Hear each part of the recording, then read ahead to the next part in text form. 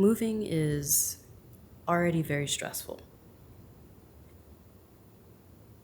And I've decided to make it a little harder for myself.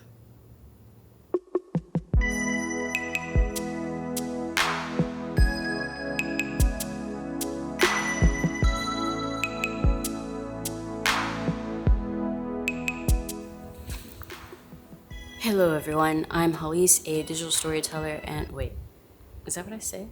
Hey everyone, I'm Halise, endeavoring to persevere as always. And if you're new here, I make videos about my chaotic good life. Subscribe, follow social media, all of the things. So for those of y'all who don't know, my husband and I are in the process of relocating to Atlanta, and moving has begun. I'm trying to figure out things to get rid of, but in the process of figuring out things to get rid of, I'm also kind of like, okay, but how do we do this ethically? Question mark? Because the earth and other such things. I want to try and not throw anything away. You know, we'll see how this goes. I feel like I'm gonna need to be doing some Googlings, you know what I'm saying? That's the goal.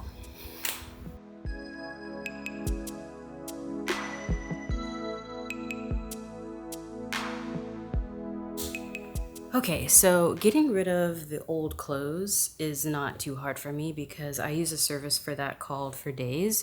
They turn them into insulation for housing. I'm one of those people that I'll keep clothes until they're like done. Here, my For Days package. And For Days is a clothing company. They like sell stuff. I feel like they sell basics, kind of like Uniqlo, or for every bag that you buy from them to recycle your clothes, your old clothes, they give you like closet money or just like gift card style, you know, money to use on their site. And at this point, I think I have like 50, 60 bucks of gift card money. Here's the bag. And then you just end up scanning the QR code. Let's pack up this clothes though. For Days does cost money, unlike other donation sites, but I knew I didn't want to take these unwearable clothes to the Goodwill because if they don't seem sellable, then they're just going to throw them away anyway.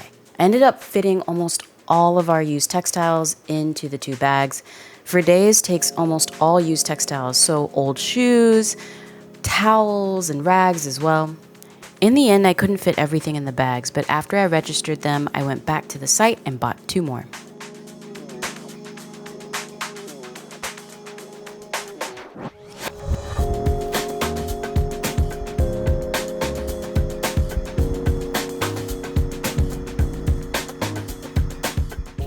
So something I want to get rid of is a whole bunch of cords and cables that I have. And I was doing some Googlings, okay? And I came across this website called Recycle Nation, where you kind of literally tell it what you're trying to get rid of. And then you give it your zip code and it kind of just has figured out all the different places that take all the different things. I decided to try this cables and connectors one. It's called Longhorn Recycling. Recycling, how may I help you? Hi, I was trying to see if y'all just take like general cords and cables like from electronic devices and stuff. Absolutely, let me transfer you over to our buyer, 1 second. Yes ma'am, we do. Actually, that's insulated number 2, what we call it. And that stuff right now is running at 90 cents a pound. 90 cents a pound, wow, okay. Yeah, thank you so much, I really appreciate it. Yes ma'am, have a good day. All right, bye. So that's really cool. I had no idea that was a thing. 90 cents a pound. I'm finna get rid of all these cables. Just wait, look. So being a digital storyteller, video producer, etc., cables and cords, you have so many cables and cords of like the same thing over and over countless times, right? Some of these I don't even have to look at to know. Here's how I know I don't need anything that's in here, is that it's been under my desk and I haven't touched it. You know what I'm saying? And that's how you know you just have junk. And I feel like when you move, the feeling is to just be like, you just hit a point where you're just kind of like, you know what, I'll just put it in a box. I don't care anymore. But I'm really trying for when we go to Atlanta to not do that. Like, to not keep things I generally don't need. There you go. I feel like these guys are always kind of hard to find. I remember I ended up having to go find one because I had a drive that was super old. So like, I'm gonna keep this one. All right, I'm gonna break these down, come back to y'all. I'm a Virgo on a mission. Okay, I have piles. So over here, this is the bags I'll probably keep pile. Things that are going to get recycled and potentially I'll get money for right here. Need to go through all these papers and figure out what needs to be shredded. That is the recycle pile because there's all paper goods that are going to be recycled. I need to figure out what I'm going to do with those over there though. Anyway, I'm on a roll. And so now I'm like, ooh, what really needs to happen is I need to go through this, like, what would you call this? A credenza? I need to go through this. I need to go through this because there's a lot of this that does not need to come with us. I'm one of them people that be keeping the boxes. Look at that. Oh my gosh. One thing, boxes I definitely keep, lens boxes, because a lot of times with all the lenses, I do end up sending them back to get serviced or cleaned. And I find that if you just have the box, you can just put it right back in there and ship it. And so all the lens boxes and the camera boxes, definitely gonna keep. In April, Earth Month, I learned about how much emissions come from shipping goods. And I mean shipping, like literal boats, from some of the brands that I frequent the most. I'm not a major corporation shipping things across the world, but in my own little microcosm of existence, it's me. I'm the drama. All of this came from my home office, a space that's roughly 100 square feet. And y'all, like, it's a lot. Like a lot. Moving forward, I'm going to be more mindful about where I shop and support corporations and institutions that are prioritizing lowering their carbon footprint. ShipItZero.org released information on some of the top polluting brands, and now I'm side-eyeing half the tabs open on my computer and rethinking everything in my online wish lists. As a consumer, this helped me to see that I need to do better because, contrary to popular belief, I like the earth. I want to continue to inhabit it relatively comfortably into my old age. So, the situation in the office will start to stress me out, so I just moved on to something else for a second. For those of you who don't know, I play piano, and I've got piano books here from, you know, when I was a wee babe. So this is going in a donation, the Marshall's donation bag. Mouse pads, ruled index cats. This is when I was trying to teach myself Spanish, which I still am teaching, you know, learning Spanish actually, by the way. Pero no me gusta index cards. No me gusta index cards para vocabulario. Voy a llevarle a la Goodwill. These are just some cool masks that I got in a swag bag from somewhere. Unopened, completely sealed.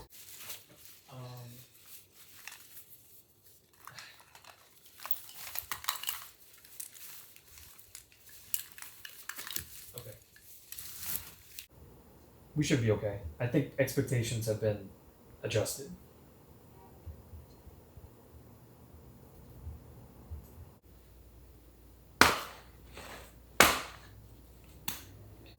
I was just making polite conversation with the moving coordinator, so it's like, well, gotta stay on your good side. Oh, so what's going on with your daughter in Tampa? Okay, so here's how we're looking.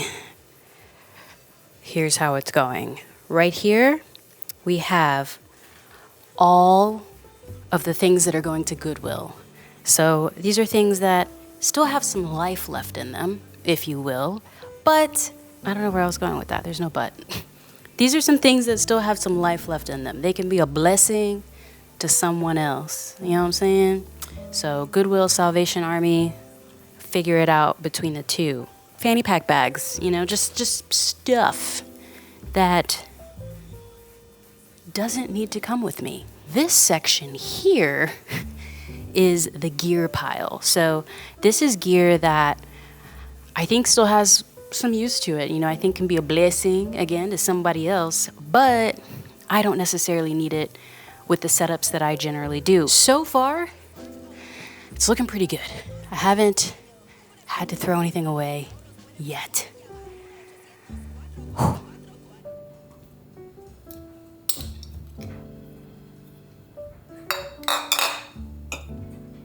All right, so in the process of also getting rid of things, something I'm also doing is just giving things away to people that I know will enjoy them and use them and do something with them. So these jars, I originally bought these jars because I had planned to switch some of the herbs I was growing into leca, and then I just kind of never got around to it. The jars just kind of sat there. I was going to plant some other stuff in them, and I just haven't done anything. So rather than getting rid of these and donating them to the Goodwill or whatever, I know I have tons of friends who are into planting, growing things. Just texted one of them. It's like, hey, want these jars? She said, yeah. So I'm going to go drop them off.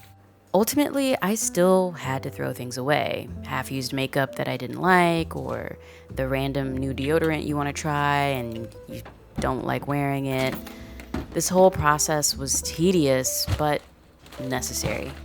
In general, I knew I was wasteful, but I was grateful for the opportunity to finally acknowledge it and take steps to minimize it.